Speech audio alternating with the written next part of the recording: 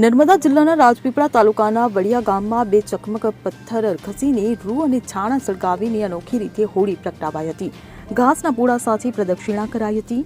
ત્યારે આવી રીતે હોળી પ્રગટાવવાથી ગામમાં સુખ શાંતિ બની રહેશે તેવી માન્યતા રહેલી છે. જિલ્લામાં ગતરોજ હોળી પર્વની ધામધૂમથી ઉજવણી કરાઈ રહી છે. ત્યારે રિમોટ કંટ્રોલના યુગમાં પણ જિલ્લાના કેટલાક ગામોમાં પરંપરાગત રીતે હોળી પ્રગટાવીને પર્વની ઉજવણી કરવામાં આવી હતી. જેમાં જિલ્લાના રાજપીપળા તાલુકાના વડિયા ગામે પણ પ્રતિવર્ષની જેમ આ વર્ષે પણ ચકમક પથ્થરથી રૂ અને છાણા સળગાવીને હોળીનું પ્રાગટ્ય કરવામાં આવ્યું હતું. આવી રીતે હોળી પ્રગટાવવાથી ગામમાં સુખ શાંતિ બની રહેશે.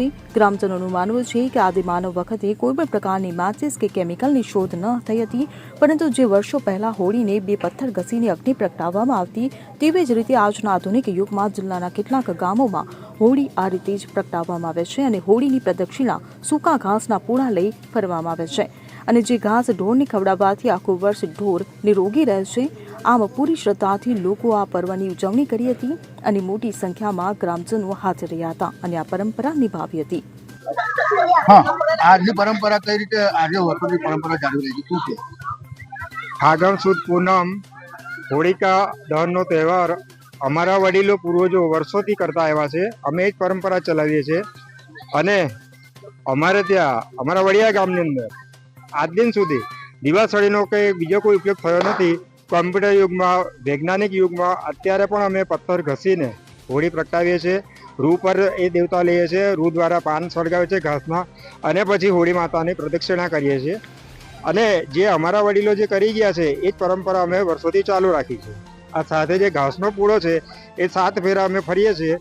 એ ઘાસના પૂળા લઈને અમે માતાજીને પ્રાર્થના કરીએ છીએ કે અમારું બધાની તબિયત સારી રાખજો, ઢોર ઢાકર સારા રહે, એટલે ઢોર ઢાકરના ઘાસ ખવડાવી દેવામાં આવે છે. ને લગભગ 99% સુધી ઢોરોને કશું પણ કોઈ બીમારી થતી નથી અને કદાચ હોય તો પણ એ મટી જાય છે. નામ તમારું? ઘનશ્યામ પટેલ, વડિયા ગામ. આજના આધુનિક યુગમાં પણ વર્ષોથી જે પરંપરા ચાલી રહી છે તે અમારા વડિયા ગામમાં એ જ પ્રમાણે હોળી પ્રગટાવવામાં આવે છે. બે પથ્થરોને ઘસીને પછી જે અગ્નિ ઉત્પન્ન થાય છે તેનાથી હોળી પ્રગટાવવામાં આવે છે. અને આ જે પરંપરા છે વર્ષોથી અમારા પૂર્વજોએ અને અત્યારે પણ સાચવી રહ્યા છે અમે લોકો. ખાસ કરીને જે પૂરો લઈને ગોળ ફરે છે તેનું શું મહત્વ છે? પૂરો લઈને જે ફરીએ છીએ ઘાસ, હોળીમાં જે પૂડા લઈને ગામના લોકો ફરે છે, માન્યતા છે કે એ ઘાસથી પશુઓને ખવડાવે છે તો એ બીમાર પડતા નથી, એવી માન્યતા છે. અને આ પરંપરા અમે અમારા આગળ બી જાળવી રાખીશું. આ જે પરંપરા છે તે અમે આગળ પણ જાળવી રાખીશું, યથાવત રાખીશું. નામ તમારું? મારું નામ વસા બિંદિયા, ગામ વડિયા, તાલુકો નાંદોદ, જિલ્લો નર્મદા. જ્યોતિ જગતાપ સાથે CN24 ન્યૂઝ, રાજપીપળા. હવે જુઓ દેશ દુનિયાની તમામ ખબરો તમારી આંગળીના ટેરવે. ઉઠાવો મોબાઈલ અને Google Play Store પરથી ડાઉનલોડ કરો અમારી CN24 ન્યૂઝ મોબાઈલ એપ.